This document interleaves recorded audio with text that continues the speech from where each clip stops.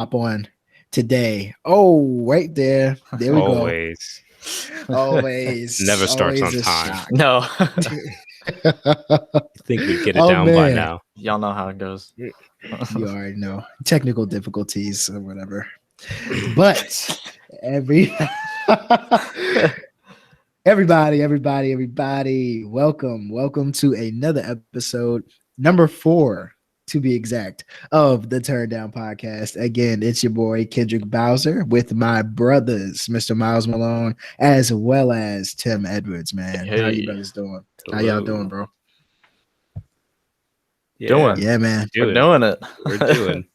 We're doing it. But I'm happy to be here. Happy to be talking to you guys.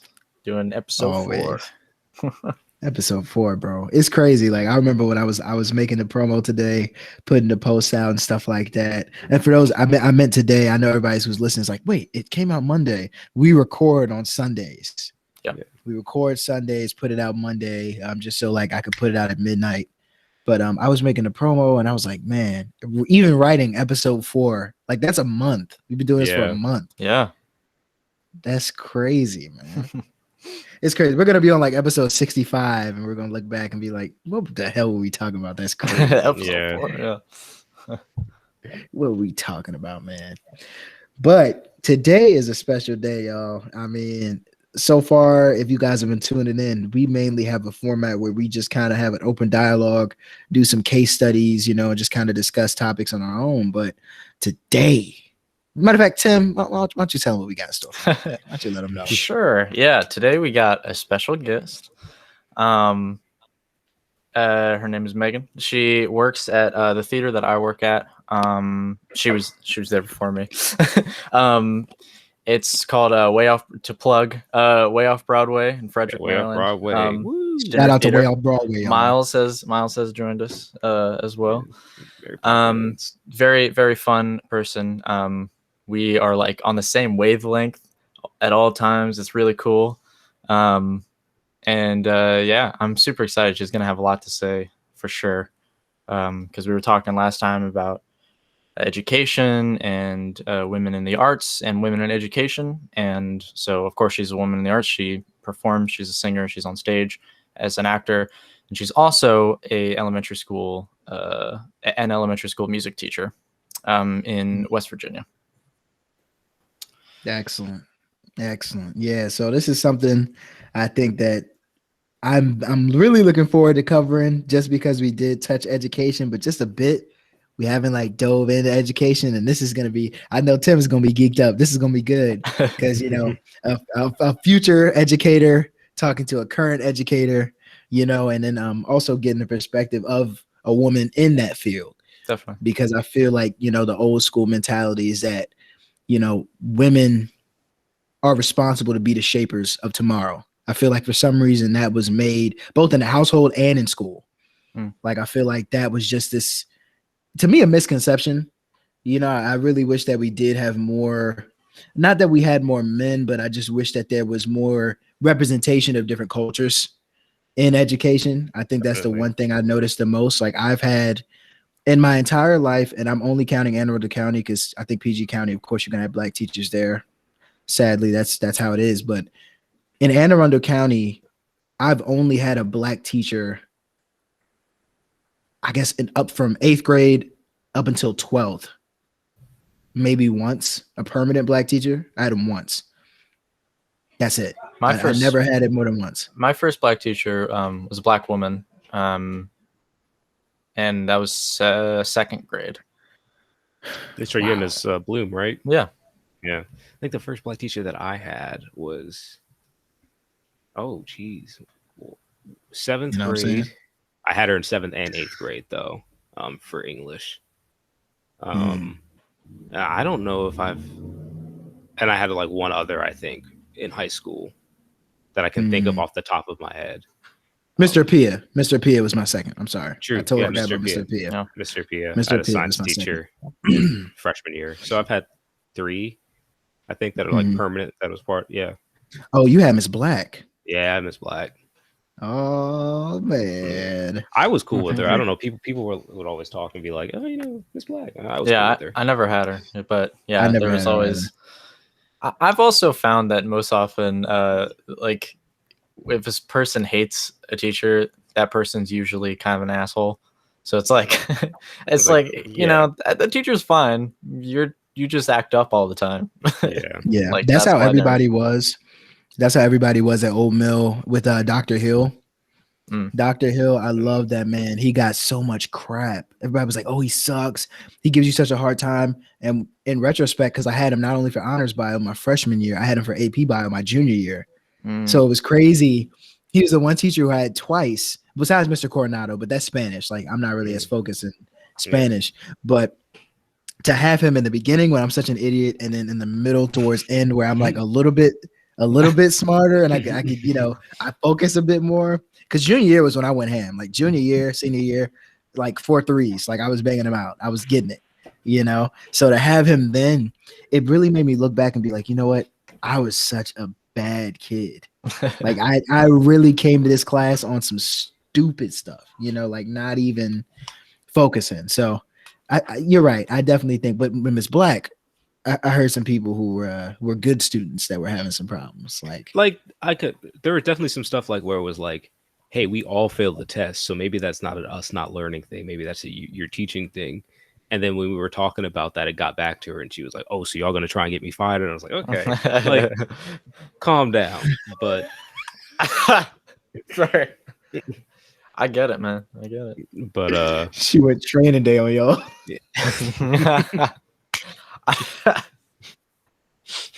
King Kong. Ain't got shit on me. And you're like, this is English. What? This is bio. It's honors bio freshman right. year. Sorry. So I'm like, what's going on? I'm doing my Punnett squares. Like, are we talking about genotypes right now? What's going on? AA homozygous dominant. Like all we were saying is that like maybe teach us in a way that we all learn better. Like, damn, you ain't gotta. She said, "This is the game, son." Yeah. But she was cool. Like she was one of those teachers that was like cool to talk to. You know what I mean? Like sometimes I didn't always agree with like her teaching style, but like on a personal level, I mean, she was pretty cool. I think that's how most people felt about Apia. I really I identified with this teaching style. Because I think it's because I understood algebra, and for like the small things he would help me, but then he'd be like, "You can figure out the rest," and I was like, "Oh, I guess I can," and then I did. I had mono that year too, but I came back and got a B. So I don't know how I did that, to be honest. I'm actually kind of good at algebra, but I'm bad at every other kind of math. I think I missed the class with the unit circle, and that Same. And that it screwed me for the rest of the class. Pre-calc ruined my life. I got a 25% on that exam on unit circle, and it was 50 questions. I got 25%, bro. 25%. I didn't do that bad. The unit circle is the seventh circle of hell. Yeah. Yeah. Only circle I like is the circle of fifths. That's a music joke. Oh no.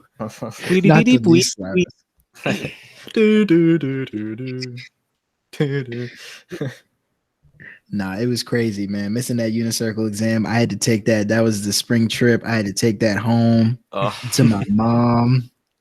I had to take that home, and I had to show her, man. I tried to hide it. And that was Orlando, right? That was Orlando. I didn't go to Orlando. I went to Nashville. Yeah, that was Orlando. Tim and I went to Orlando. We went on a bus down together. Yeah, but Kendrick didn't go to That's Nashville. That's right. I didn't go to Nashville.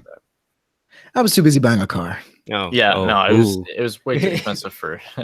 Yeah. I mean, when you driving $2,700, you know, I almost went. I was gonna make an impulse spend and be like, you know, because everyone was like, "Man, it's senior year. Why not go on the spring trip?" But I was like, you know what? Prom. You know, it's not like that was the only thing I had. Yeah. If that was the only thing I was gonna have to go out, I would have went. Yeah. But I had prom. I had I guess I expected to have homecoming until I did marching band. And then I wound up not even going to homecoming. Yeah, well, yeah, because to be honest, the game is more fun. It was way more fun, like, dude. We were in the marching band.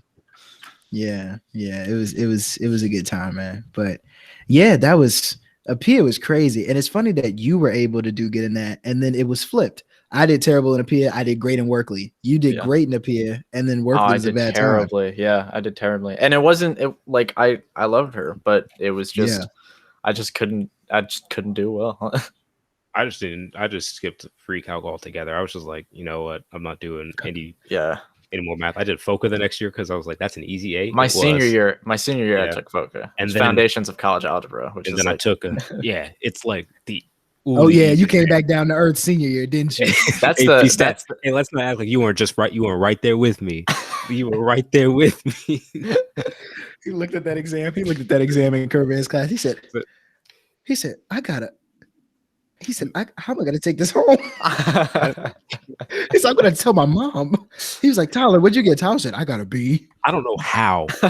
You don't know how either, because he Tyler was one of those guys. I felt like he joked around with us, but secretly he'd be taking notes. We just wouldn't see it, so we'd all be like, "Yo, we the team not taking notes," and he'd be like in the table, like scribbling.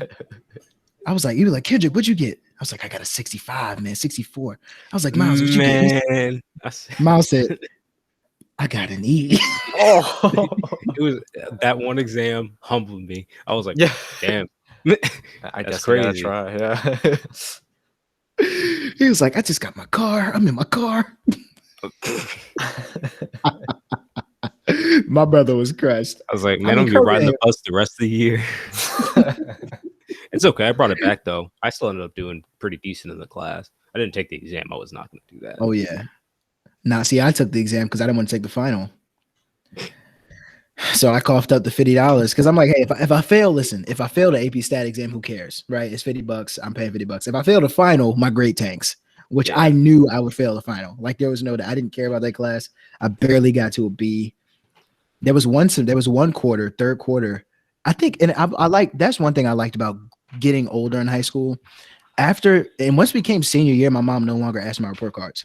Mm-hmm. She just stopped asking. Freshman through junior year, she had to see him. It was like, yo, let me see it. Senior year, once I got into college, it was like, okay. Like, yeah, now it's on you. Yeah. Before that, because I think she trusted me junior year when I got good grades. The whole year, she really trusted me. And then senior year, she was just like, nah, forget it. Like, and I also had a half schedule. So like, right. It was just like most of my classes were music classes, and then like the math and English classes that I still needed to take to graduate and everything. And it was so most of it was just like screwing around after school because it's like I don't have anything else to do. And doing theater. Doing theater. And that was second half of that year. Yeah. Which when I stopped, I think after sophomore year, after I came back from mono, I think that like mono really pushed me in terms of like productivity and all that. And same thing with like the pandemic, because a lot of people have these things happen and like tank. But I think what happens for me is I go through this really hard time where I can't do anything. And then I really hate doing nothing all the time. It's something I can't do. And so when that happened, I was like, I gotta do everything I can. Like I gotta start doing things to better my career, things like that, better myself as a person. So I think by that time I was actually like getting good grades and stuff because I was actually trying. And I think my parents saw that and they were like, we don't really need to check anymore.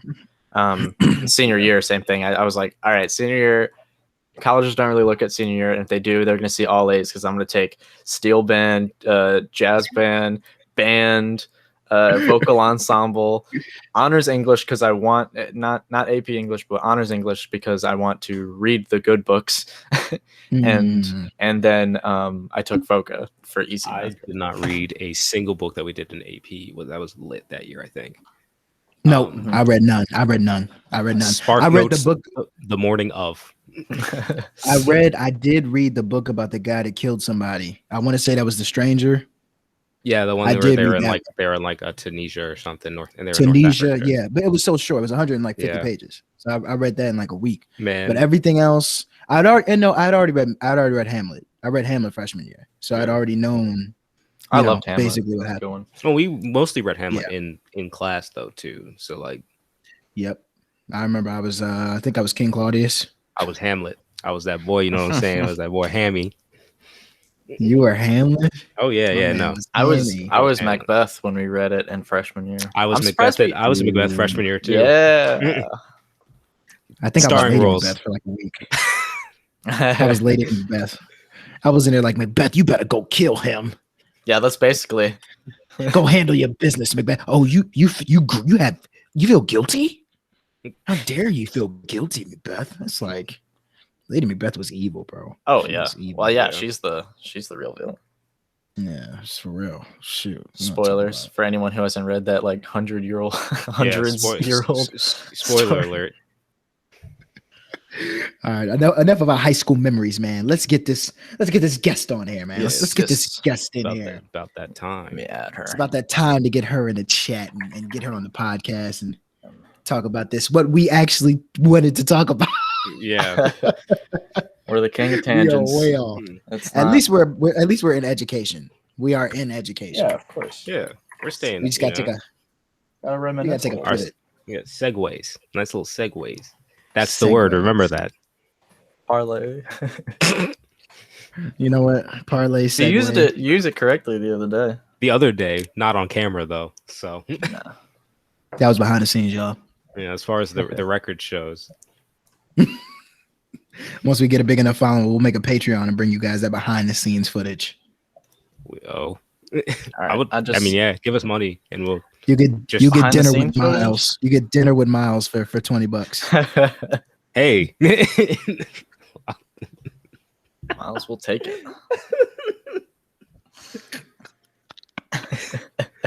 Yeah. We're gonna have some 6'5" brothers in the chat. Miles, I like dinner with you.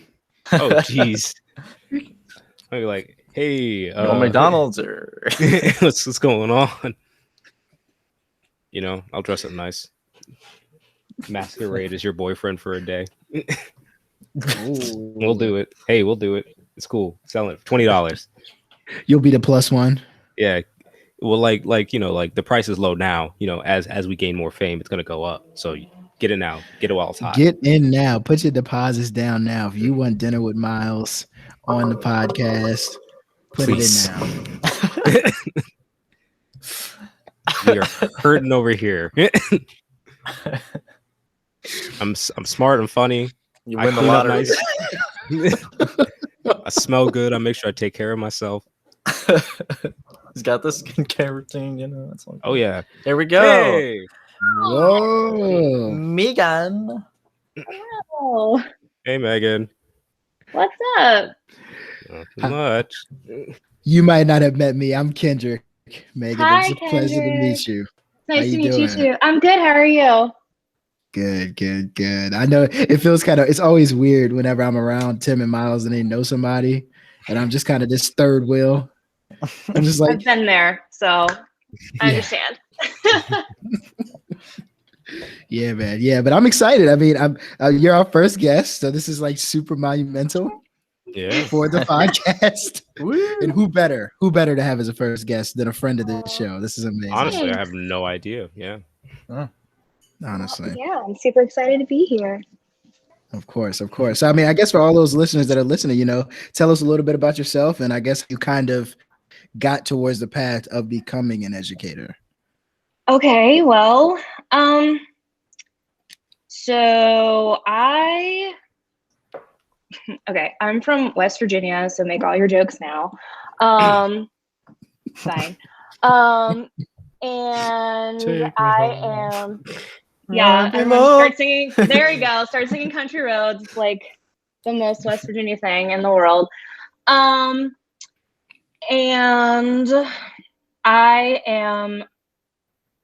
I'm a music teacher. So I have a music ed degree, but I also have a vocal performance degree. So I have both. So that was pretty cool.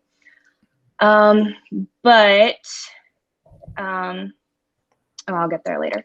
I teach elementary music, but I've taught high school. So I've taught choir. And we can put a pin in that and come back and talk to it, because that was something. Because it was right out of college. Oh. And I'm teaching in the county that I grew up in, but not at the high school that I graduated from. So it's something. I'll just say that. But I love teaching elementary music. It's quite honestly the best part of my day is knowing that I get to go see my kiddos. But yeah. Yeah. That's sweet. That's sweet. Now I gotta hit a beeline because we can't just not go back to the fact that you had that attitude about the high school choir. What was up with that? Okay. I've heard some bad things. I love I've heard this bad story. things about high school. So no, it's okay. So a little bit of backstory. So the high school that I taught at,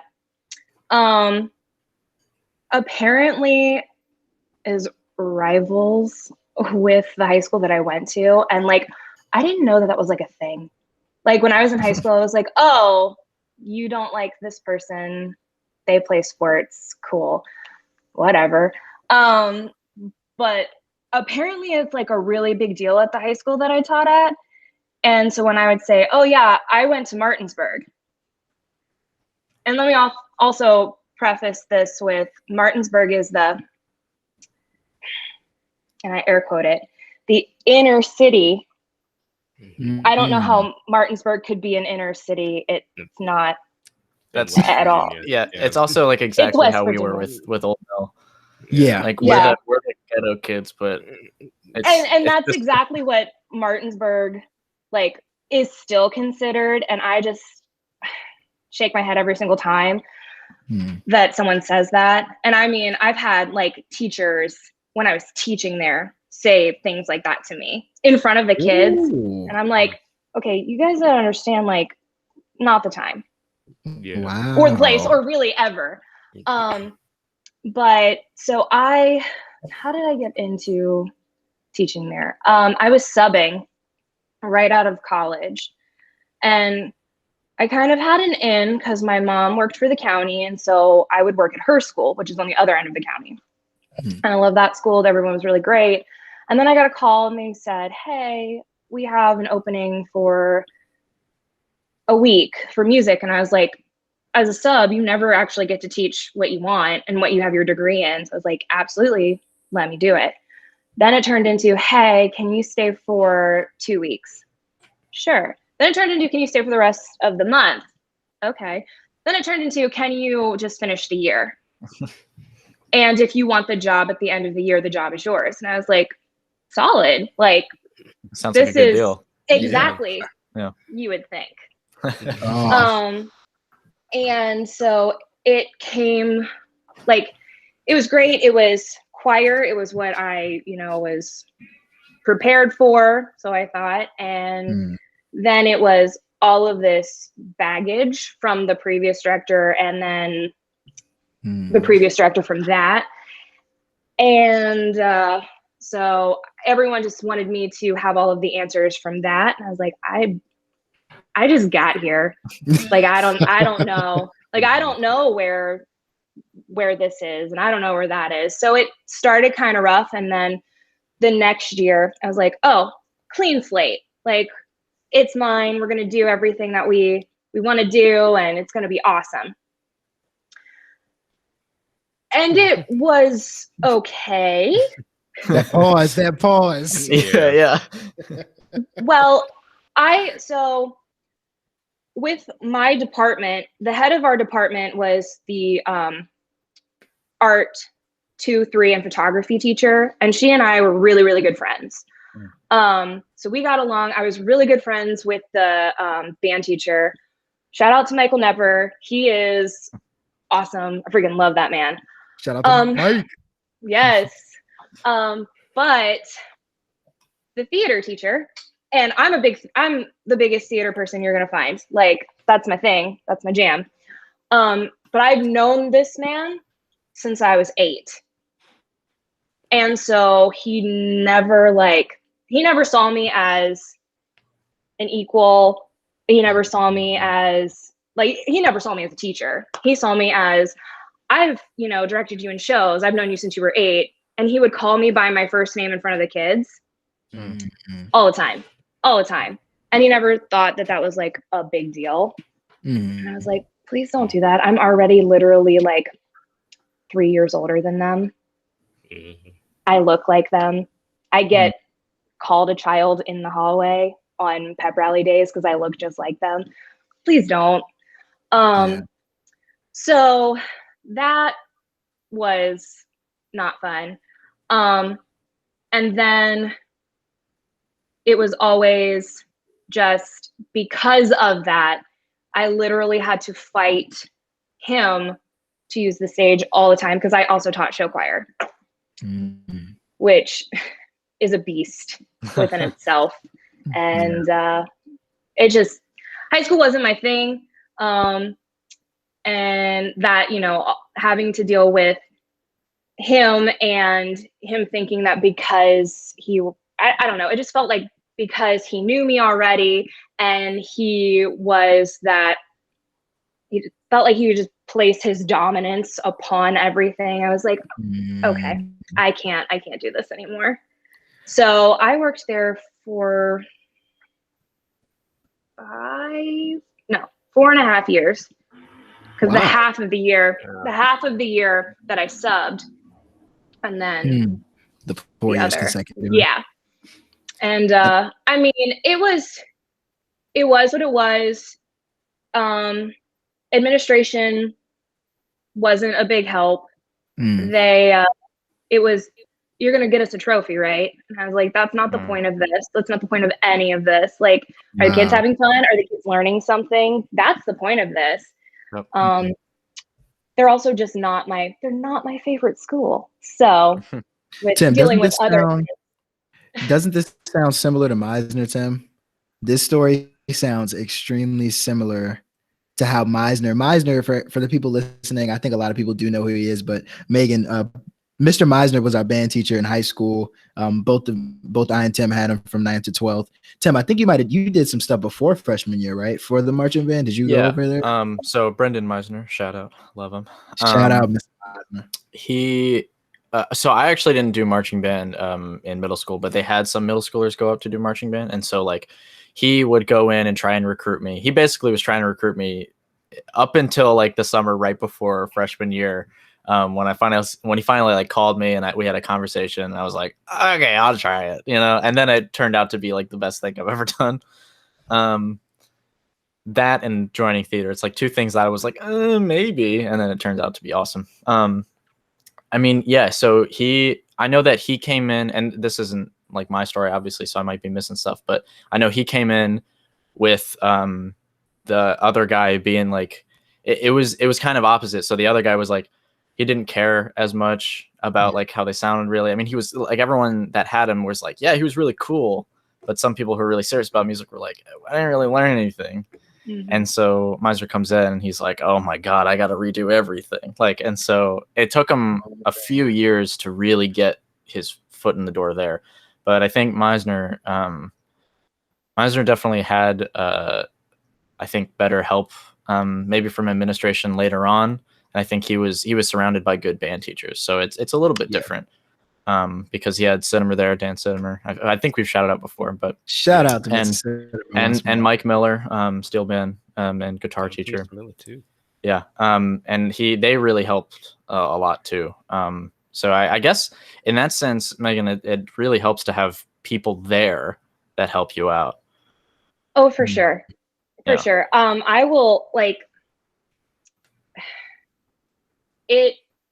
Was nice because I could go and like I had maybe two people. I had the head of the department and I had the band teacher who would let me literally like go into his office and be like, I don't want to do this anymore.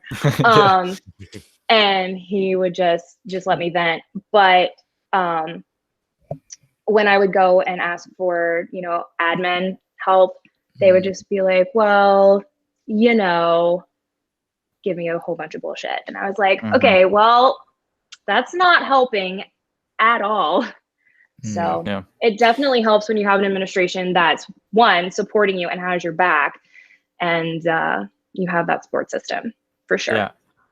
I've been to, so I mean the conferences that I've been to, like teaching conferences and things like that, some of my favorite seminars are in a little bit different of a way, advocacy for the admin. So making an advocate out of your admin. So like you have to convince them. But when you're a new teacher, I mean, like you have to go off of, this is also what I've been told, is that you should go by what the other teacher had planned and, you know, and do that for a little while. But if you get nothing, which unfortunately happens a lot. Yeah. I mean, well, I don't know. And it was literally like, so the guy before me, and I know, like now I know, and I didn't at the time, I didn't want to know because I wanted to literally just be like, if a parent asked me a question, I wanted to be like, I have no idea. Go ask the principal. But now I know, and I know about the guy before me. I know that male teachers in that position have not lasted long for reasons. And so that's why they were looking for a female teacher. And then, so that's all I'll say about that. But I just was like, I don't know what to do. So when I was trying to pick up the pieces, I actually, which was probably one of the scariest things I've ever done, because my choir teacher that I had in high school, we do not have a really great relationship. We did not have a great relationship. And that's a story for a completely another time. But I actually called her and I was like, look, I don't know what to do.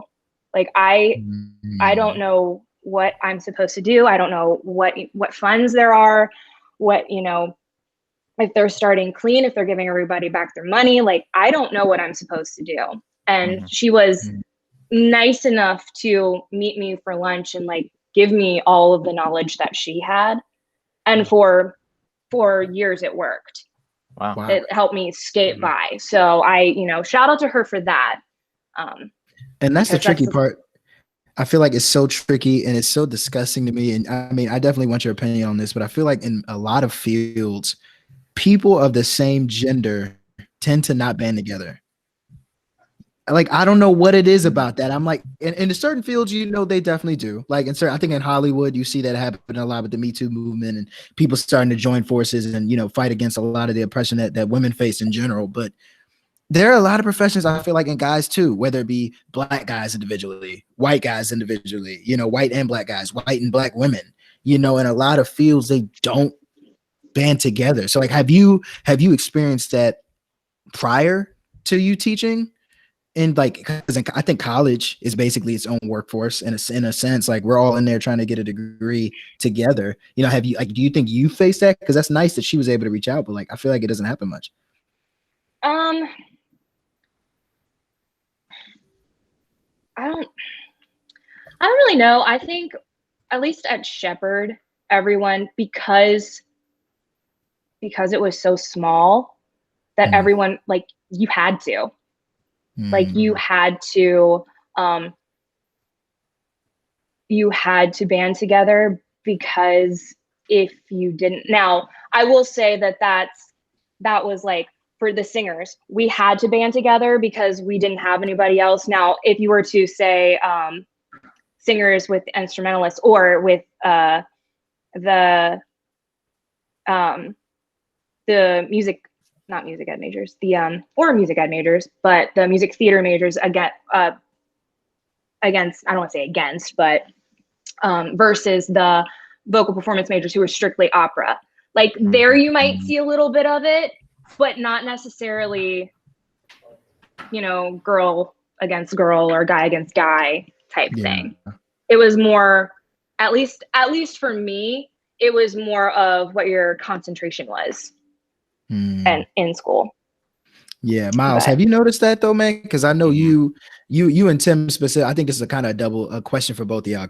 But I'll start with Miles first, because that's crazy. Like, you were a jazz major, you were an ed major at one point. So you did ed, you did jazz, you did both, just like Tim's doing now. He's doing performance. You know, like, did you ever notice a time where you felt like in either major was kind of like, hey, maybe this bass player could help me with this? Or like, maybe this bass player, you know, an upperclassman is doing all of these things that I'm supposed to be doing, you know, and like is not shedding any light on it. You know, so I don't know if specifically any bass player that was an upperclassman. I know sometimes I talk to like Thomas. Shout out to Thomas. He's a Shout out to Thomas, man. amazing bass player, but he's not even a jazz studies major like me. But I have gotten help from like people like Ricky, you know, other jazz studies majors who've been like, okay, well, this is how you can do this is how you can improve, just from the musical perspective. And now it's a little weird with COVID and everything because I'm an upperclassman now. So now it's kind of that time for me to be that person. But because of COVID, that's kind of thrown that all out. Still hard, but it's also weird because a lot of the time people don't necessarily ask for the help. And this is just for the jazz side. I mean, I wasn't an ed major long enough. I think for me, I did my first internship and I was like, I can't. I was in one day of the percussion methods, and he said, "Never mind." He said, "I'm out." Well, I did. You did internship first. I did my internship first at the local high school, and I loved the teacher. That the guy, I'm forgetting his name now, but the teacher, I was in a guitar class helping them, and I loved seeing like the kids who would really, I loved helping the kids who really wanted to be there, but it was those kids that were just kind of sitting there and like not doing anything. That was just kind of like. I couldn't do it because I'm like, I'm gonna yell at these kids, especially high schoolers. I'm gonna curse at a high schooler. I'm gonna lose my job. It's what's colloquially known as shitheads. Yes. But we still love them, and it's fine. Shitheeds, it's fine. Yes, we want them to grow. Yeah, but so that's why I was like, you know what? I'll just get my performance degree and I'll be a private instructor for people because that way, people who want it, most of those people want to be there. But so I never really got the opportunity to get help from like another ed major, so to speak, really. But yeah, jazz studies, I mean, it was really, and now that I think about it, really off the top of my head, the only person I could think that was like really like helpful was Ricky. Maybe that's just that the person he is. I mean, he's very helpful with that kind of stuff. Even now he's in my recital and he's helping me with a lot of that stuff and stuff like that. Because he's very knowledgeable in that stuff. But as far as like other bassists, I don't really think so because there's not one. All of a vast majority of the bassists that are still there came in the same year, so we're all kind of sitting there like, yeah, your peers, yeah, really... and it's kind of like, and now I'm kind of at the point where it's like, I'm kind of one of the top bassists there. Saying it in a way dude, respect your name, dude. You're the number one bass in the big band. Put some respect on your name, dude. Yeah, you can brag. You can brag a little bit. Man. Say my name. So like now I'm at the point where it's like, not that I don't need help, but it's like there's not necessarily somebody there who's more knowledgeable than me, except for my private instructor, of course, Tom. So I can always ask him stuff. But as far as other students, no, not that I can think of. I think yeah no all of that's perfectly valid. I think with me, like what I've noticed in ed, at least this particular ed department, we have a similar thing as so Megan, you went to Shepherd University, and I mean, who knows, maybe it could have changed now even, right? But at least UMBC right now, the ed department is very helpful, and or at least, you know, my class is all like, we're all like, we need to learn everything we can from each other so that when we go out, you know, we're collecting ideas. We think of it as a collective, not like I need to be the better teacher than you or things like that. It's just like, we all want to be the best teachers that we can be. I think performance wise, sometimes it can be a little bit different. Sometimes it can be, I'm worried about my stuff, man. Like, you got it. Like, I had to worry about my stuff, which I feel like jazz is like this a lot, where it's like, man, I had to do this. You got to figure it out too. And it's like, help me, you know?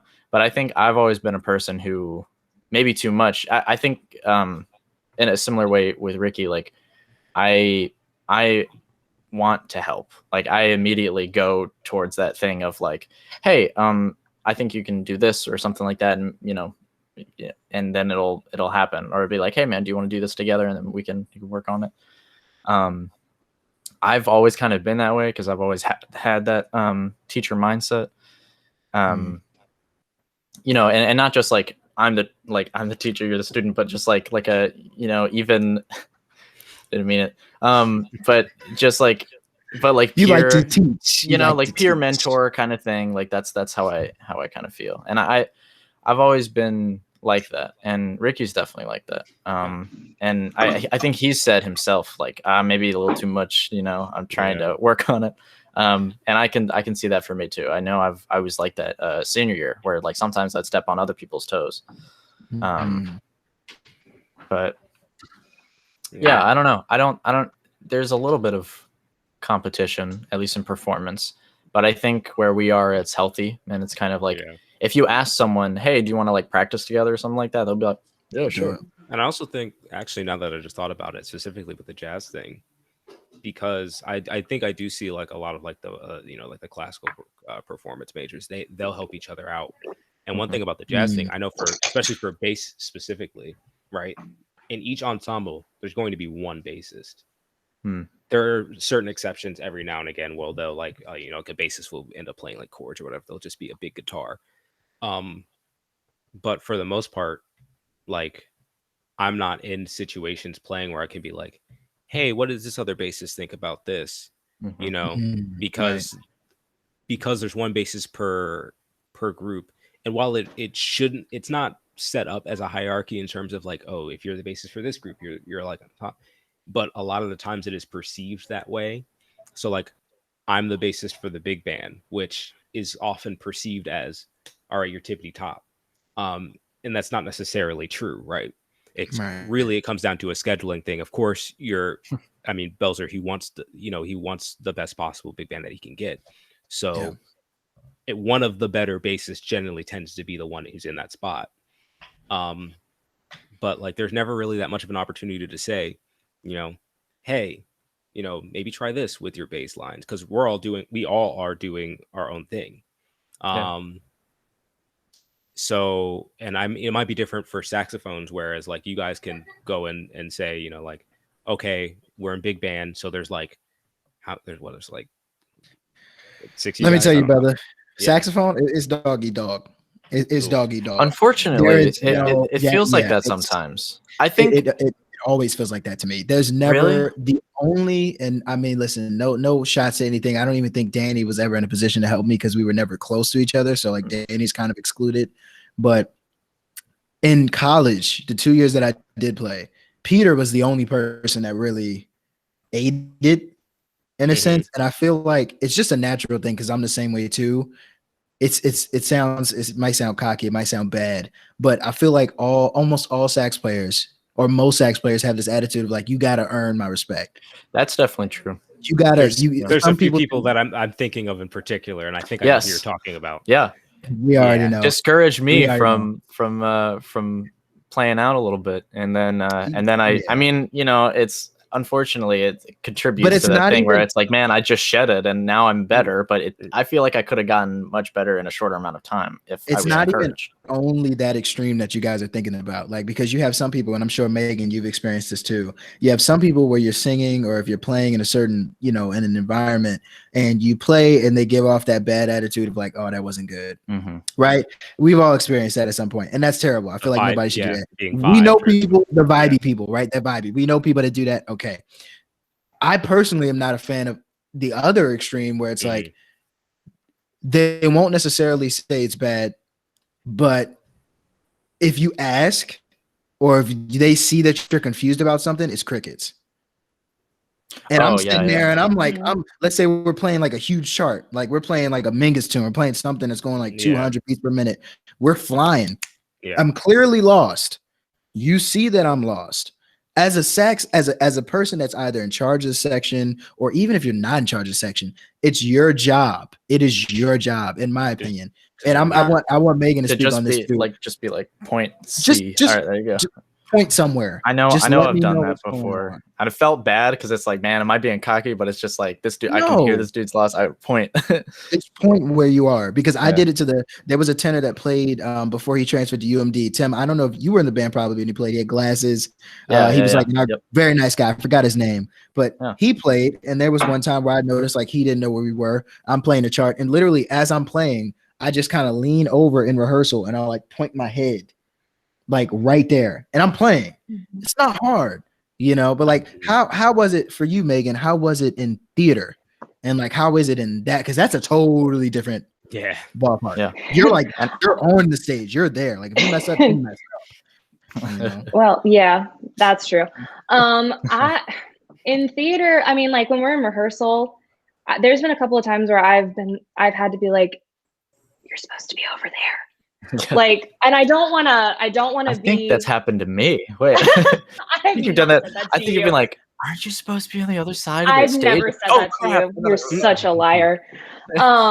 Such a liar. But no, when I know that it's because I'm like the most socially awkward person in the world. So when someone tells me that I messed up, I'm like, oh my God. And it's the biggest thing in the world to me. Red cherry tomato. But yeah. That's how I feel. But like, I'll just be like, hey, over there, you're supposed to be over there. But that actually happened a lot more when I was in college, because when I was in college, we were, if you were a performance major, you had to be in one of the choirs. And if you were either in women's choir, or you were in chamber choir, and chamber choir was like the elite choir. And so I remember my sophomore year, for chamber choir, we had a section leader for the soprano twos who would never she would just run it. And I would be like, I'm sorry. Did anyone hear that was not good?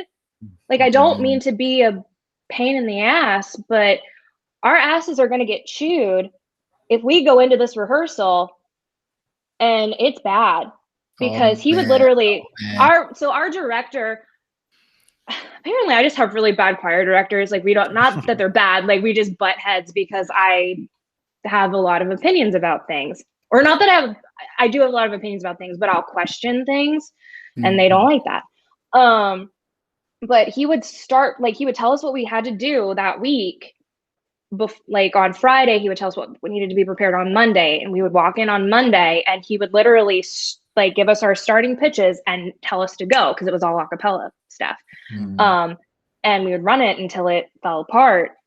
And then he would know what fell apart, because he would know which particular group or part, whether it be tenor, alto, bass, soprano, whatever, didn't know it. And then he would basically publicly embarrass you in front of the choir I was like, this isn't how this works anyways. But so I would just sit there and be like, it's not gonna work if we don't fix it, and then we're all gonna just be embarrassed when we get in there. So can we just do that? So I would tell those who were struggling, I was like, okay, look, I don't mean to be this person, but I know how I feel when he does this to us. So if you guys want to meet later, even though we've already had our section meeting, we can have another one where it's just us. Like, it's just you, me, and the other two people who are having issues.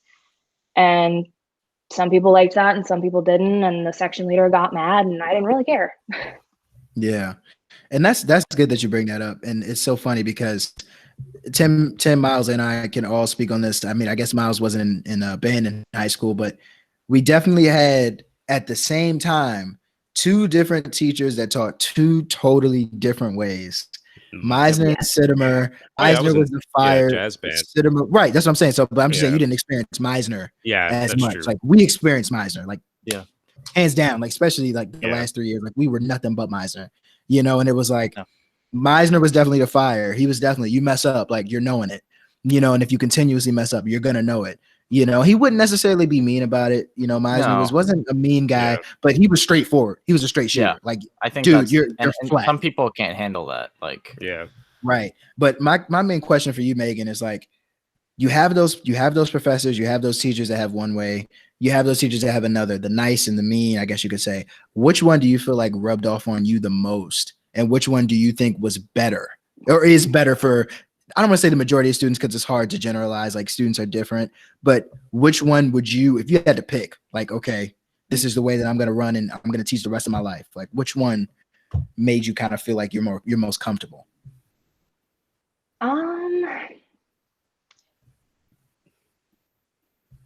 The teacher that made me like want to be like, I wanted to teach like him was probably, so this is a two-part answer. Ow, hit my knee. But the teacher that made me teach the way I want to teach was Dr. Gonzel. Well, actually, it's two people, Dr. Gonzel and Dr. Adams. I didn't actually have Dr. Adams. I just got to really just hang out with him because during my time at Shepherd, I was a part of the A team, which was during the summer. I got to basically be the face of the music department and welcome in the new freshmen when they were coming to pick their classes. And I was like, okay, well, no one else wants to do it and they pay me. Sure, I'll do it. But Dr. Adams was the new jazz teacher. And I just basically got to hang out with him because he was the one that they roped into doing it. So I just talked to him about teaching because I wanted to know like his views on it. And so he really, like, I really liked what he had to say, and he was a really cool guy. But Dr. Gonzel, he was the teaching elementary music teacher. And he was just like the sweetest. I mean, he was very stern with how he said things, but he just was the nicest human being that I've ever met in my life. So they were the ones that made me like, I was like, I want to teach like you. I want, when someone's in my class, I want them to learn. I want them to not be afraid to question. I want them to, I want them to be able to have their opinions, but know that there are other opinions out there. Like, be well-rounded, be a well-rounded student when you're, when you leave my room. But I will say that I learned the teachers that I did not want to be from my choir teacher in high school and my choir teacher in college. My choir teacher in high school, here's the pin. We're going to take it out a little bit that I talked about before. What's that? Let's go to TurnDown. Here we go. So I was really super excited to, like, when I was coming in from middle school, I was like, oh, I'm going to do show choir. Because that was the thing. Like, when you were at Martinsburg, you either did football, because Martinsburg equals football, apparently. Or if you were an arts kid, you were either like, you could do choir, you could do marching band, you could do band. You were either in jazz band or you were in show choir. That's what you did. And so I was like, oh, I know what I'm going to do. And so I go and I audition, and then I get called into her office. And after my audition, like, she lets people go and we re-audition. We basically have callbacks. And then I get called into her office. Mind you, I'm a freshman. Not even. I'm an 8th grader. Because you got to audition right before. Yeah. And she says to me, and I quote, "You're very good. However, oh, that's always you do not fit the look that this choir is going for." And I said, I don't understand. What does that mean? Because how old am I? Like, 13 at that 13 time? years old. I'm a 13-year-old girl. And I was like, I don't understand what you mean. And she just says to me, "Your weight is an issue." Oh my God. Wow. And I said, okay. She said, however, like I said, you are very good. I would like for you to be in chamber choir. And so I'm just like, I guess that's good enough. So for the rest of my high school career, I not only have, and I can talk about it now because, it's it's not, but it is. It's a separate thing. Not only through my entire high school career do I have multiple eating disorders, thank you to this woman, but but I am questioning whether or not I want to be a teacher, which is what I decided I wanted to be since I was in the 3rd grade. Because I was like, this person in a position of power just rocked my whole world and told me that I don't fit an image that she has created. Like it's not their image, it's something that she has created. So I'm not good enough for her. And at that time, like to this 13-year-old girl, that's all I wanted. That's everything that I wanted. So I learned to not be like her. And so when I found out that I was going to be teaching show choir when I was working at the high school, I was like, look, if you can sing, you can do the dances. If you can do what I ask you to do, I don't care what you look like. Yeah. I don't give a crap. If you can do what I've asked you to do, let's go. Wow. So, and then That's crazy. That's like stuff I've seen in the movies, but it's great. It's like, I know it happens, and I know that the body image, especially amongst women, is a huge issue, but I don't hear about it much. So I don't know why, but to hear it said, I'm just like, oh my God. Oh, and it doesn't get any better. Like I've had multiple body image things said to me multiple times. So that's. We're gonna touch on that. I want to hear your second story. We're gonna touch on this because this is insane. But no, and then so the second person that taught me how I did not want to be was, like I said, the choral director at Shepherd, because he just like I went in not wanting to be a music ed major. I wanted to be a performance major straight up, and was pushed into being an ed major by my mom, who was like, but what happens? You've got to have something to fall back on. And I was like, always, of course, always. Okay, so here's this insecure person. Just go ahead and tell me all of these things and I'll do what you ask me to do. So I go in, and then he proceeds to say, well, I think you should be a performance major. And I was like, okay. So as he's sitting there trying to sweet talk me by giving me backhanded compliments, and I was like, I don't think that's what I want to do, especially since you'd be my advisor. And then my sophomore year, we were auditioning for the musical, and he was the music director, but the head of the department, Dr. McCoy, shout out to Dr. McCoy. He's a good man. Shout out, Dr. McCoy. Dr. McCoy. He was the director, and like from that day where I just basically told him, I said, until you are paid, like when I told Dr. Jones, I said, until you are paying for my college tuition, you don't get to decide what I'm doing. Yeah. And that was the moment. That was the moment that he just decided that he didn't like me.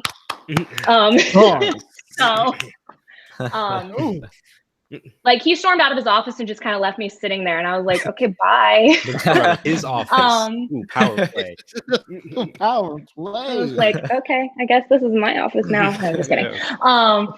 But so that was my freshman year, like, and that was I just was so sick and tired of him. So my sophomore year, we were auditioning for the musical, and of course he didn't like me, and I had gotten called back for the only, it's not even like a lead, it's like the supporting part in the show we were doing.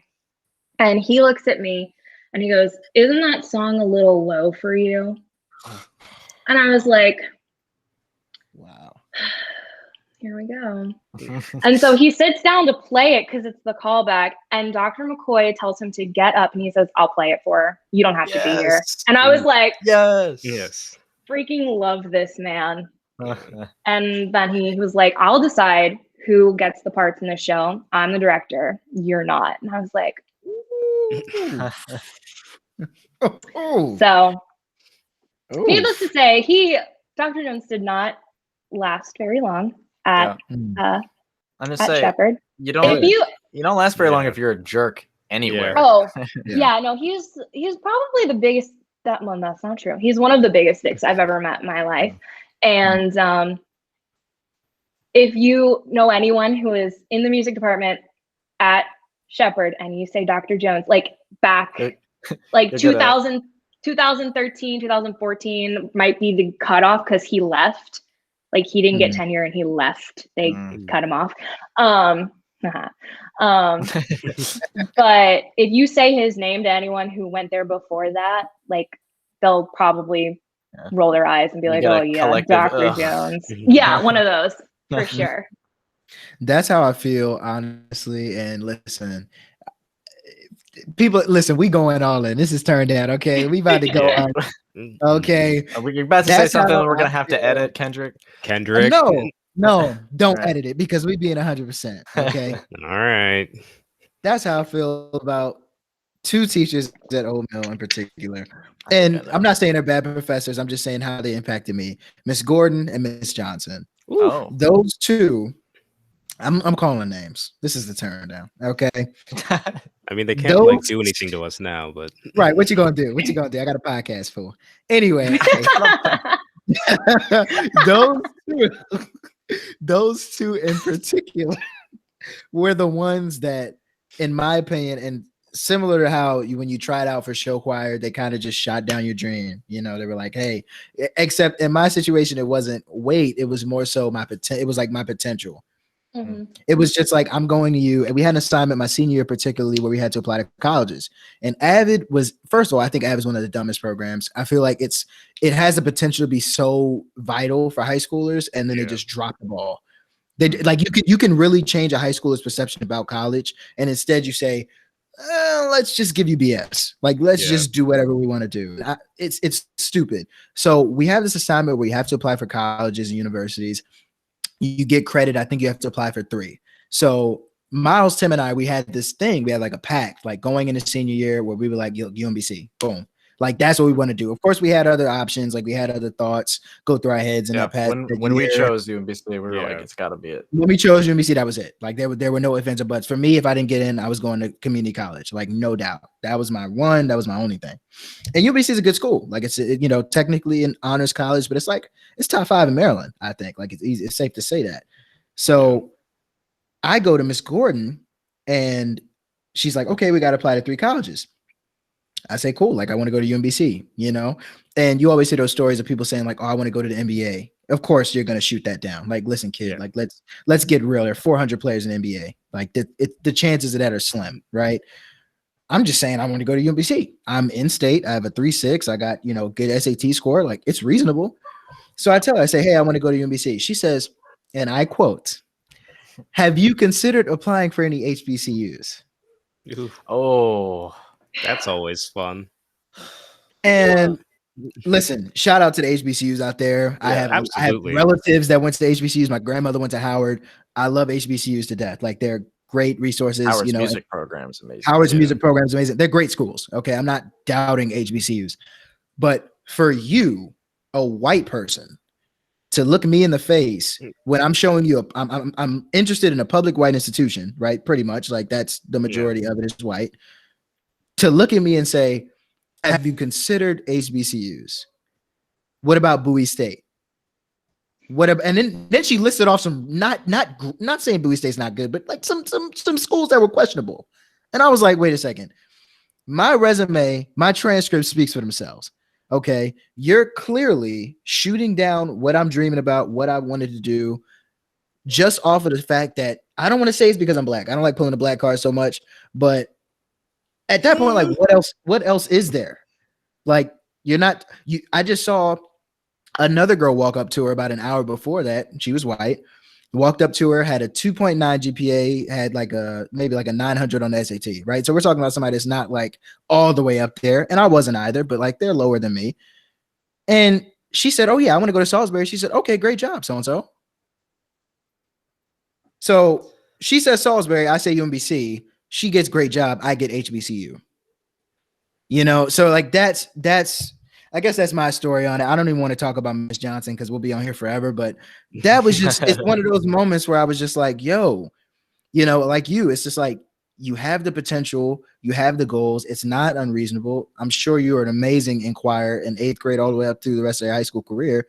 It's like, why does a person that's supposed to shape the future, what makes you think that you can just crush it like that? Mm-hmm. You know, like what makes you think? If it's unrealistic, I understand being nice about it and trying to have a productive discussion with the child and tell them, you know, what they could do. But don't shut down something that is realistic, because I feel like that ruins a lot of lives. It ruins a lot of lives for sure. Yep. Man, and so there's also another thing, Megan, you and I have talked about this, I'm pretty sure. Wasn't there also like an issue with like your performance, what you wanted to sing in college, like because you wanted to be pretty music theater based, if I remember correctly. Oh, yeah. And they were just really pushing like classical stuff, and you're like, this is, I mean, like it's useful, sure, but Yeah. So, and I get it. Like Shepherd they classically train you, and I get that. But also on the requirements for your juries, you have to, like, it is stated you have to have a musical theater song on there. So I was like, cool, let's rock this out. You can give me a German leader, you can give me an aria. I'll sing it. It's fine. But when that's done, let me sing what I want. And they just, and it's not everybody, but for the most part, a lot of the teachers looked down on the students. And it wasn't just me. It was the students who really just liked musical theater, because I don't know, they didn't understand belt. Like when you're belting, they don't understand what that means, because it's a different type of technique. Then they just understand as we call them, which I'm sure you know this term, park and barks. They just know park and barks for opera because that's all you do. And so I remember my junior year, I was just so sick and tired of it, because they would try to switch it up. So like the fall semester, we would do opera scenes, and then the spring semester, we would do a musical. And then they would switch it, and we would do like a cabaret, and then they would do an opera. And I was just so sick and tired of it, because we had students who, like, all they want to do is just that's their thing, is they want to do musical theater. And I kept asking, I was like, well, what's the problem with that? Like, why is that such a big deal? Like, yes, we're still doing our classical work. We're still going to the classes. We're still, getting the grades. We're still showing up and putting in the work. Why can't we do this thing that we love? It's not hurting anybody.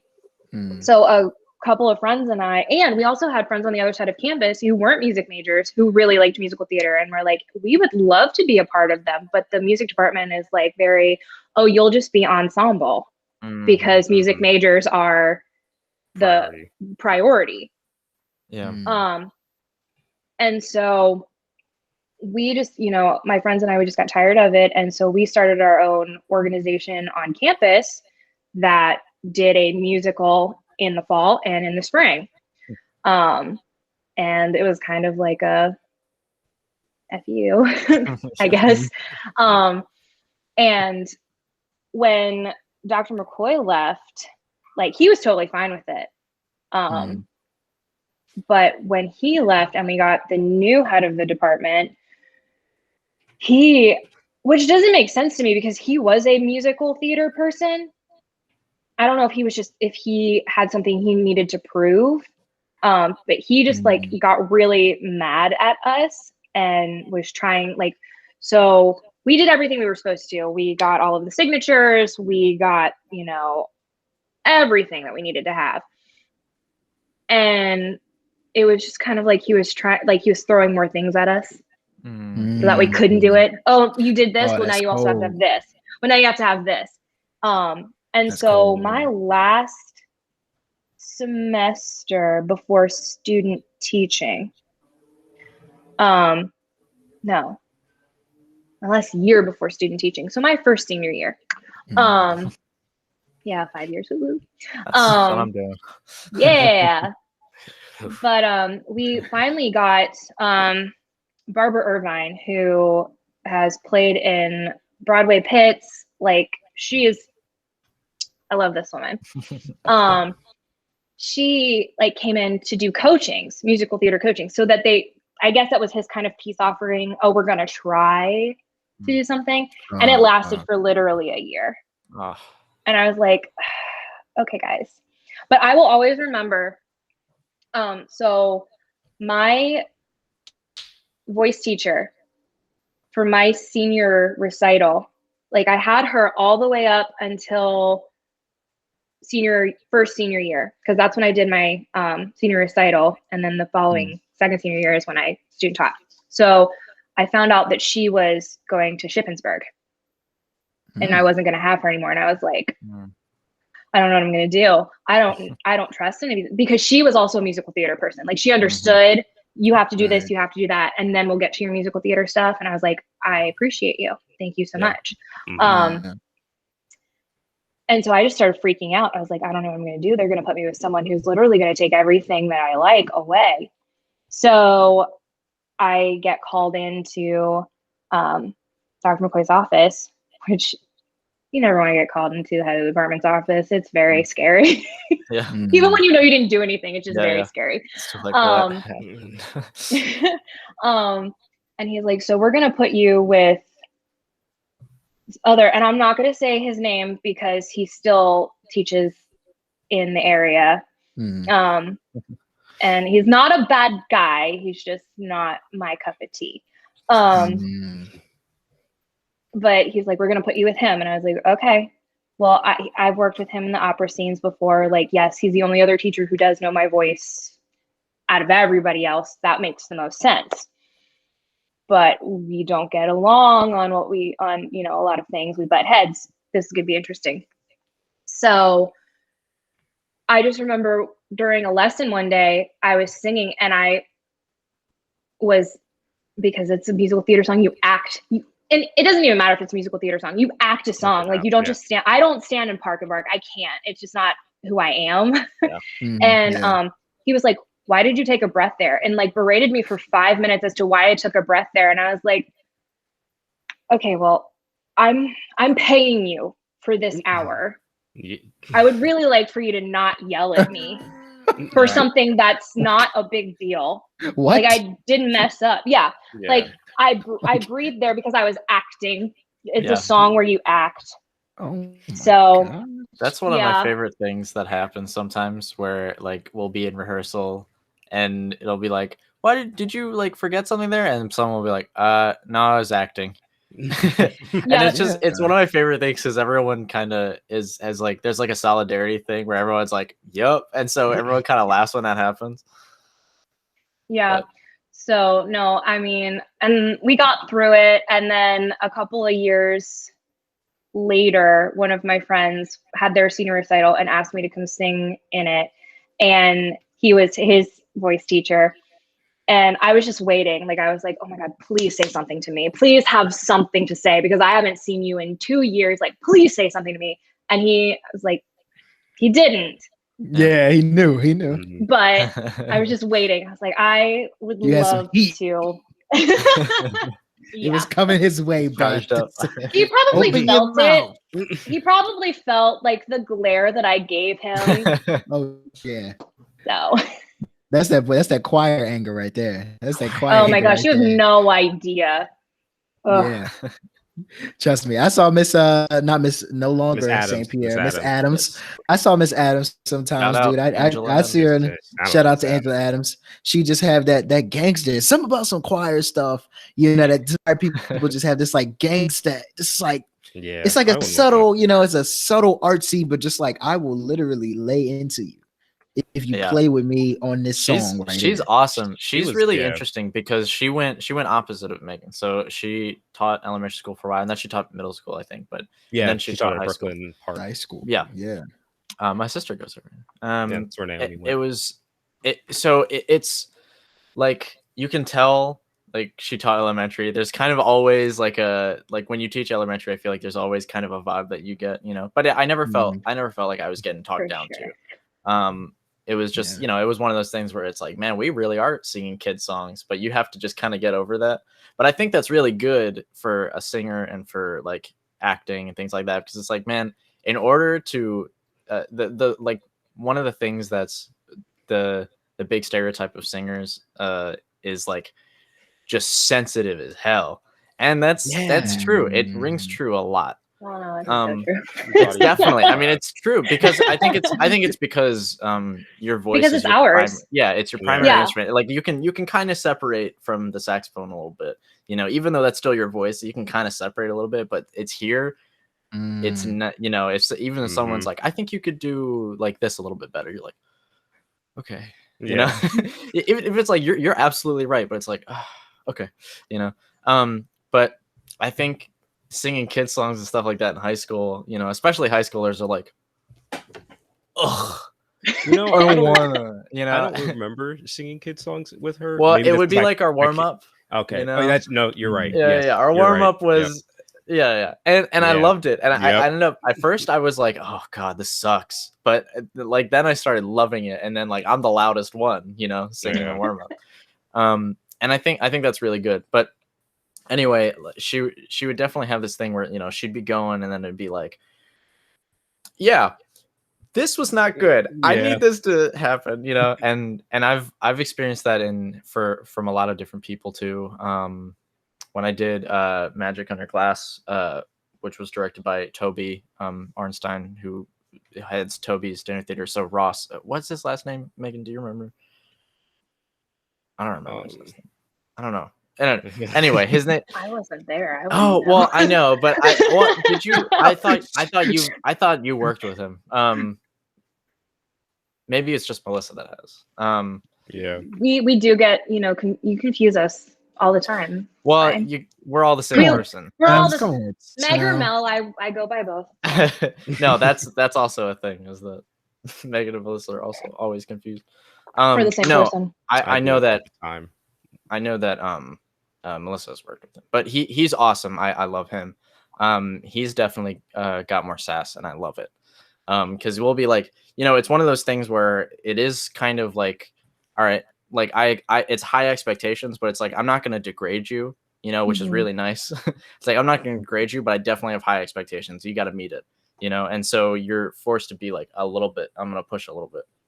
And so you do, and we're singing this one song. It's like big ensemble number. And then we cut off, and he's like, you know, he's going on the piano, and boom. And he's like, yes. All right. So what I think can happen right there. And we're just like, and we're all like I'm looking, like Bradley was with me. I'm looking at him, and we're all looking at each other like that was like really good and the best that we've ever done, you know? And we all know we're like, this feels good. And he's just like, what I think could happen right there is you could do a little bit like this, like the tenors could be a little bit louder here. And then he was like, all right, see you guys, you know, basically. And it was like, dang. So there was no good job, but we know that was good. The energy was there, but there's a lot of teachers that are like that. Yeah, no, I was gonna say that's kind of like the language of the choir teacher. It's like, yes, thank you. Okay, but here's what we need to do. Yeah. I've personally kind of struggled in the past year of like, you know, because I'm in that middle point. I'm a junior in college, you know, with 2 years to go because of ed and performance. But I had my teaching style before, and I have it, you know, I've been creating it, but recently it's been like, do I need to be a little bit more strict? You know, I don't know, because it's not really me to be strict. I mean, unless I really need to be. I think I can. I definitely can be. Okay, I definitely can be. I know I can. And I have been. But it's not usually me. And I think Tim told me to shut up one time, bro. Did Tim I? told me to shut up. He told me, yeah, bro. Yeah, this was senior year. It wasn't shut up. I think it was just like, be quiet. It was something. And I looked. I'm so and sorry. I remember that moment. I'm just thinking of that interaction. I'm like, no. Because Have I ever seen you mad? You've probably never seen me mad. No, because it's way off Broadway. Why would you ever Tim could get hot. Tim could get hot. Miles, I've seen you mad. Stop. Well, okay. No, that's Miles mad. Miles mad is funny. Miles mad is very You walked into Way Off Broadway a little mad. It's okay. I'd walk in there mad too. For 2 weeks, I'm the only person of color in the building.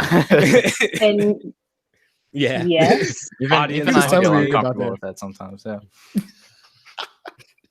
But no, he was telling me about that. That was funny. He was like, man, I just like no black people there. I was like, Yeah. hey, brother, Man, I Frederick, was serving people Frederick. before. They gave me the dirtiest looks. I'm like, okay, I'm just giving you your salad Because they're all old people too. Like, oh, they let you in Yeah, here? they're the Okay. worst Ugh. people, is what they are. But it's okay. Some of them are amazing. Some of them people. are great, and some of them are terrible, Real and bad. that's how people are sometimes. Yes. Kendrick, I totally like. I don't fully remember this. I mean, It was in I'm passing. I'm It was in starting to see passing. this. It was in passing, bro. Like I was sitting there and I think it was like I don't think I realized what was on. I think we were like about to head to the field or something like that. And I was like, or head to the buses, something. It was after competition. Maybe and I I'm was talking like, to somebody. yeah. And Tim passed by me. He was like, he said something. He was like, man, be quiet or something. And I was like, I know. I thought he was talking to somebody else. I was like, I get the only time I feel like I would tell you to be quiet is if like I was giving a speech or something like that, or if like nah, it wasn't Meisner that. was It or wasn't something that. like that. It was It in wasn't that. passing. It was in passing, bro. I think I he was might just have having a bad. I might have had a It bad was a day, bad man. 2 hours. Must Yeah, have been a bad day. it was a And I bad had day. those. I had those bad days. Man. Yeah, no, I remember, and I remember. I just remember like walking, and then I think I came up to Tim, and then I just like I put my hand on his shoulder, and I said, this. I said, look, brother, I said, drum major. I was like, drum major, I love you, I love you. I was like, but you know we here, we here. So let's. I was like, let's keep the peace, dude. It must have been a really bad day because I don't remember it. I must have blocked it out of my mind. It wasn't even bad. I came up to you. I was joking, but like it was just funny because I had never seen you. No. I think it's always nice to see your friends. Like when we started doing Sunstrider and like we started doing our rehearsals and stuff like that. Mhm. Also, Megan, Sunstrider's our band. You know, a little fusion. Oh, I know. Yeah, see, Oh, hey. I know. I'm aware. Yeah, look at that. Look at that. Look at that. Buy our album. Buy it right now. Look at that. Look at that. No. Please buy it. Buy it. Okay, boss. But no, it was funny seeing. It's always nice to see your friends, like to see Miles in that atmosphere. And when he had his piece and he started like stepping up and being that leader, you know, having those educator like qualities, you know, and telling you what needs to be done. It's always nice because it's like, man, like these are my boys, you know, and now they're starting to get official, you know what I'm saying? I'm about to tear up. No, I definitely don't. I don't tell people to shut up or be quiet unless it's like it's been building, because I also don't get mad like a lot, and it has to build really. I've definitely seen you give some of the underclassmen in high school a shut up. I remember seeing a few times. They had to. Like, we all did. We all did. No, that's what I mean. Okay, here's the thing though, is that I always go, yo, shut up. Thank you. Yeah. It's like polite. I'm like, thank you guys. Sorry. Or people like, dude, man, Tim's like, who does he think he is? And I was just like, I'm not gonna get into this with you. Like, because I'm not even. That's not even my. Sometimes, realm. yeah, sometimes, like, and I know that, you know, that's something that you definitely have to get used to. And that's like a life lesson. I mean, that's not just teaching; that's a life lesson. You cannot and will not please everybody. I mean, you're gonna say something, or you're gonna be like, man, listen, we got to do this, and like, I can't. You know, I can't deal with this, and someone's gonna be like, meh. You know, maybe you'll hear about someone saying like, man, Tim would be such an asshole today, you know, or something like that, or they'll say like he is such an asshole or something like that because they don't really know me, and I'll be like, listen, man, that's not my problem. Like I want you to be the best that you can be. I want all of us to be the best that we can be. Like, this is what I'm gonna do to do it. And I'm not gonna degrade you. Like I don't think that I've ever. I mean, maybe some people have felt like that because a lot of people can take things more seriously than they're meant to. But I've never purposefully tried to like embarrass someone to get like, you know, a reaction out of them, or to get like more out of them. I don't think that's the way to teach. And that's just, I mean, maybe that's just not my personal style, but I mean, I think that always discourages, you know, and you got to encourage. And you don't have to be like, that was good when it wasn't, you know, because you can say, listen, that really does need a lot of work. And I will help you. And this is what we can do to help it. Because I've had section leaders and marching band, same thing, where they've been like, yo, that was bad. And then it's like, you get nothing from them. And it's like, dude. Wow. Like it happened one year. It was sophomore year. Cause I was section leader. Like as soon as I was a freshman, I wasn't a section leader. As soon as sophomore year hit, I was like, I'm going to go up for a section leader. And then I was section leader. I was basically a leader all throughout. And And so sophomore year, our leadership team just didn't work well together, and didn't really, I don't know, we didn't have a whole lot of like, there was a lot of top-down leadership and not enough, hey, I'm with you guys too leadership, which is what it is I'm with you too. So there was a lot of like, come on guys, we got to do that better. But there wasn't, here's what I think could help you, you know, because that's what I've always done that. Or I'd say, all right guys, yeah, so what do you think about that? Or like, and then we work on it, because I think that's always how it is. I think that's how it should be. And I got one day, we were like on the field and someone asked me like, man, Tim, your saxophones are just, they're so well behaved. Like, man, I wish you had your section. And I'm going to be like, and I was like, honestly, like, it's not, I mean, they're great. Yeah. But like, it's not just them, you know, like, and I think the reason why you're like horns or whatever are acting up is because you're not giving them anything, you know? So, yeah. I mean, that's like, I know for me, like in jazz ensemble in high school, that's kind of where I was able to take up leadership. From the time that I started, like in the actual ensemble, I was made rhythm section lead, which was a weird thing for me because I was like, at that point, I wasn't even really seriously playing the bass guitar. So to then just get thrown into this role was kind of like, all right. But I'm happy for it. And I think my style of leadership is a little different, where I'm just kind of like, all right, here we are. It's more of the, you know, we're all kind of doing this together. Like I'll be here and I'll be like, hey guys, like, let's pay attention. Let's do this. Let's do that. But especially in high school, I wasn't going to be the guy who's like, you know, like, hey, you guys really gotta get it together. It's kind of like, all right, like if you guys want to sound bad, you'll sound bad. If not, like, let's get it together. I'll do what I need to do to sound good. But if you guys aren't going to like look for my help, sorry. Like, it's especially in high school where it's like I got to do what I got to do. I'm going to be gone in, you know, however much time. Yeah. You know, if you want to sound like ass, or that's more so how it was, I think, then. But there are also a few decisions that I had to make. Like I remember one year I had to like fire a drummer, which is really weird for me to do, because it's weird when it's like, oh, okay, we're all kind of friends. Because remember, I don't know if you remember, Kendrick, when we had to switch drummers in the middle of it was junior year because somebody wasn't showing up to rehearsals. I remember that. Oh yeah, I remember that. yeah. Never showed up. Never showed up. It's something where talent is there and great person, but really just great like drummer. just like professionalism. Never showed up. It's the top 2 months. Yeah, 2 months. No So rehearsals. I remember that. Stuff like that. Stuff like that though has never been like. I think that was weird because it was like I was kind of like cool with him and everything. So it's like You gotta do what you gotta do, man. But it's like, hey, dude, like you're not showing to rehearsal. I'm your section lead. That looks bad on me. So. And we had somebody in the wings like who was growing. So it was like this guy, the guy we had that was a replacement. It wasn't just like, oh yeah, we have nobody. Like this guy was ready to go. He was getting better. He was young. So like it was, if you're going out, you're going out. This is your chance to have one good year. Yeah. And you just don't want it. Fine. Like we like, have cool. somebody else. Let's go. But I even think now, even my leadership style is very laid back. I mean, Tim's been in my rehearsals for my recital. Yeah. I mean, like, I'm still very much like, you know, I'm definitely like, okay, here's what I want it to sound like and everything. Sometimes I know for me, I have trouble being like, hey guys, that was awful. You know, sometimes where I'm like, oh man, I really don't want to say that to these people because it's especially if it's like, here's this one thing that's like keeping it back, and I really want to make this thing better. It's very hard for me to be like, I did not like that.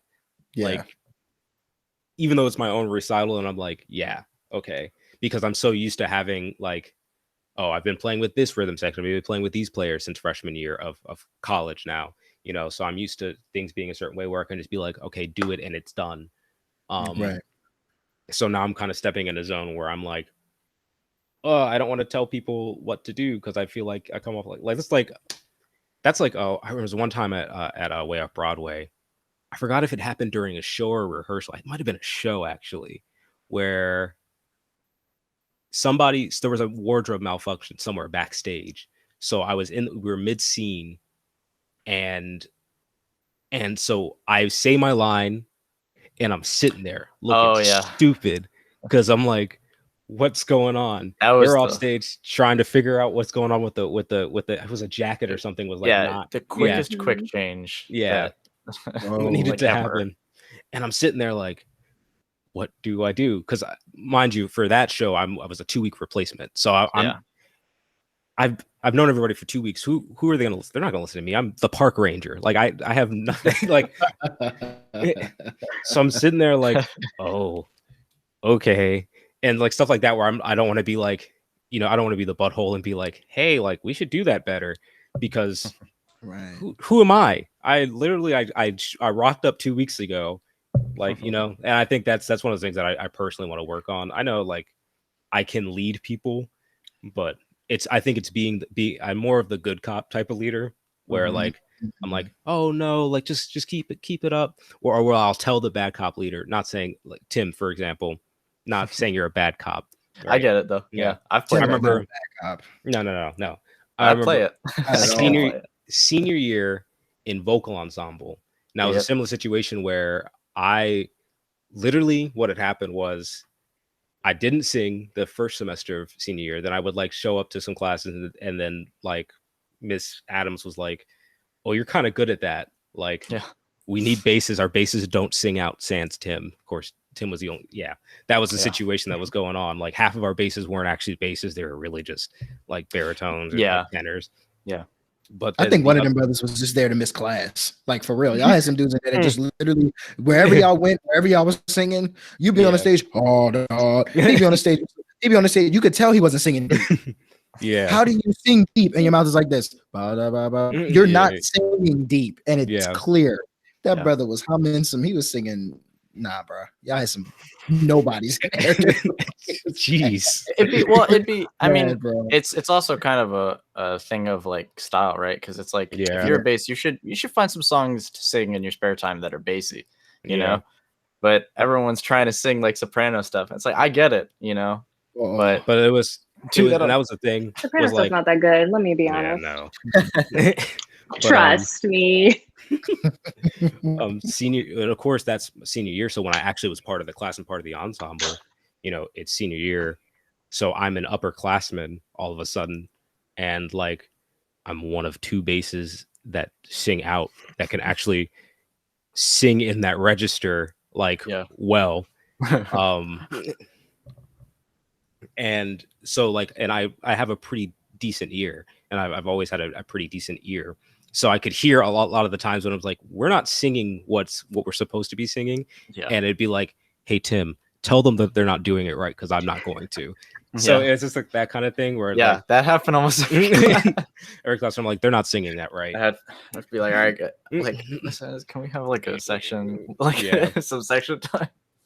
I need to plunk this out. When Tim sometimes when Tim wouldn't show up, I'd be like sitting there like, I don't have Tim to tell that they're not doing this right. But then of course people are now looking to me because I'm an upperclassman, and they're like, oh, am I like de facto section lead? Even though at that point I'd only been singing for 6 months. I mean, it's pretty decent at it. Critics' Choice Best Male Vocalist. That's my name. All I'm saying is, hey. Anyway. Critics' Choice. Here you go flashing them awards around. Bro. I will say something for anyone who wants to join theater as a bass. If you join theater as a bass, you're going to be a tenor. Yeah. Yeah. Better extend that range. Oh boy. Unless you're only playing classic villains. Yeah. Unless you're only playing classic villains. But I'll play a villain every day of the week. Just stop giving me Park Rangers. Unless you're Patrick Page, don't expect to sing anything that's bass written. Patrick Page. Yeah.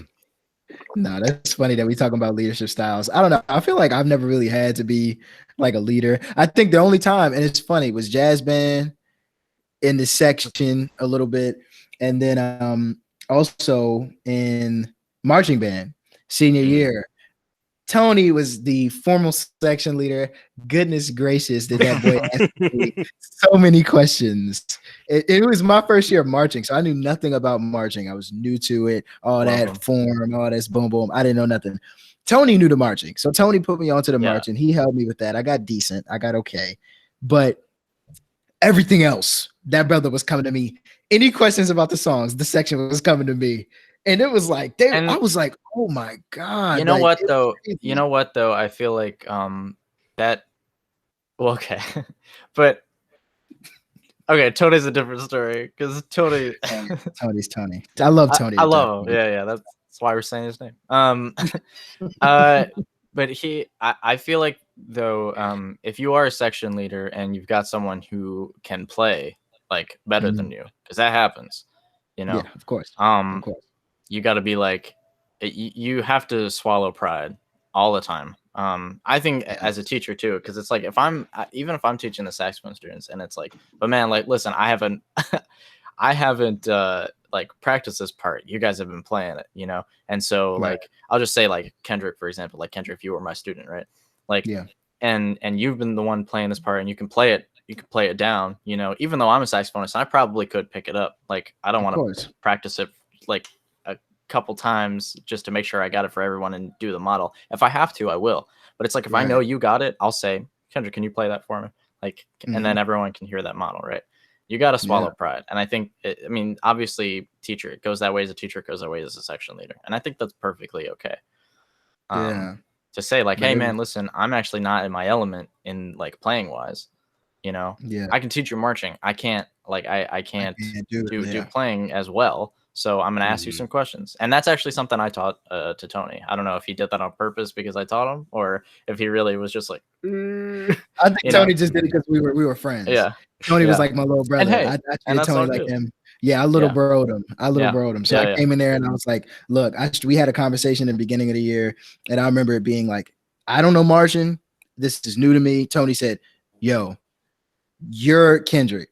He was treating me like he was just like, you're Kendrick.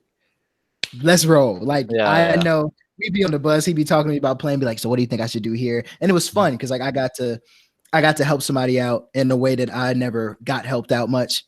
So to be able to give back in some way. And then in jazz band, it was kind of just like cut and dry. Like I had Miles on the rhythm section, you know, but it was more like I'm more of a leader where I will have conversations one-on-one with people.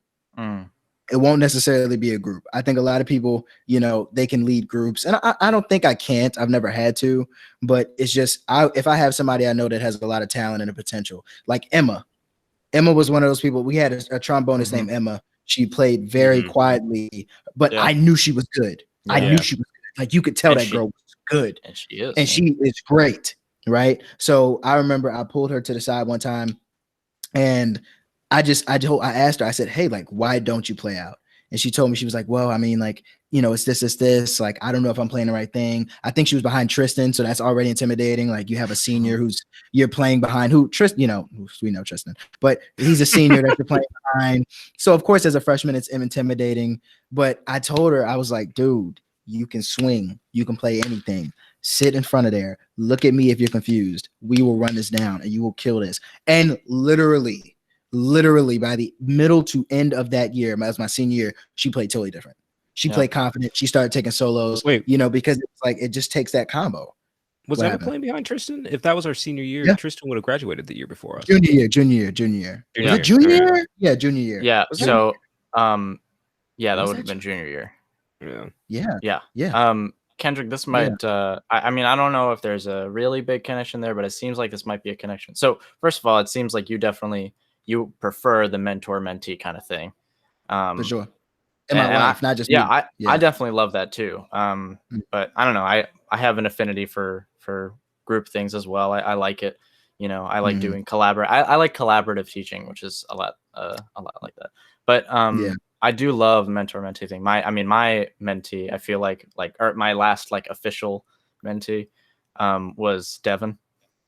as drum major. Yeah. I saw that. I saw that. Yeah. Junior year, her junior year to her senior year when we left, I definitely saw that junior year. Yeah. She was like Well, sitting and soaking up a lot of I stuff. mean, I helped everyone, and I loved everyone who was trying out for drum major. I mean, I saw Devin, like I saw in Devin at the time what she didn't see in herself, and I said, I know you can, like, you can be better than me. Yeah. And so I did a bunch of things. I like wrote this like drum major's handbook, which I'm still very proud of to this day, and things like that. And I gave it to her when she became drum major and all that. And I helped everyone with the audition stuff. So I helped everyone with conducting and like leadership and things like that. But it was Devin who really showed that, she could do it. And I think it was because, in part at least, because I, was like, all right, I know you can do this, and I want you to do this. And then they won the year after, which is super awesome. They went great. And so Kendrick, I think, if that's with Emma's self-confidence and things like that, she was going to be drum major this year. I don't know if you knew that. She was going to be drum major this year. And I honestly, thinking back on that, I don't think she would do that if you didn't tell her, if you didn't have that conversation with her. Hey, let's not give me no credit. She did what she did because she did what she did. But no, absolutely. And I think that's absolutely a great way to think about it. And it's of course that person's drive that did that. But I think you gave her that push. Definitely. And it's Little Gems. After senior year, I wasn't really that vocal. I can't tell you how many people DM me, like senior year, even in college. Just random people from high school that I never knew. Devin, I talked to Devin one time. I talked to Amberly. There's a lot of people that DM me and they were like, yo, like you really helped me. Like, and you don't realize how much you helped me because like you weren't that vocal, but you would be playing and I would listen and I'd be like, I got to step up. And Anastasia, she DM'd me and was like, yo, like, you don't understand how much, and it was just like stuff like that makes you just like want to tear up because it's like, bro, literally, I never went out of my way to talk. I just had conversations. I laugh, I joke, and I lead by example. Like if I play a piece, I play a piece, and I play it how I think it should be played. And if you gather something from that, and it makes you feel like you want to be a better player, god damn, like I just, it's an amazing feeling, bro. It's an amazing feeling. But listen, we're past 8. I know I promised you, Megan, that we were going to get off here at 8. We're definitely gonna I know, but we got lives. We all got lives. So I definitely want to wrap here. I think we've gone above and beyond. I want to have you back at some point. Definitely. I definitely I love that. Because we got some stuff we still got to touch on. I feel like for sure. Yeah. We're scratching the surface. Got a lot of feelings. It'd be cool if we had a like theater and arts kind of thing as well too, because we talked about music last time, and we talked about women in education this time. We kind of talked about education in general. We talked about a lot of stuff. We always go down a rabbit hole. Yeah. But my one question for you before we wrap, and this is, I think something I want to do is try to ask the guests a question that in their field and what relates to them. What is a good piece of advice that you would give to any woman, not only in education, but somebody that is chasing their dreams? Like, because you had to go through a brick wall. I feel like coming into high school, that a lot of people don't necessarily have to go through. Like, what is something that you would say could help somebody in that situation?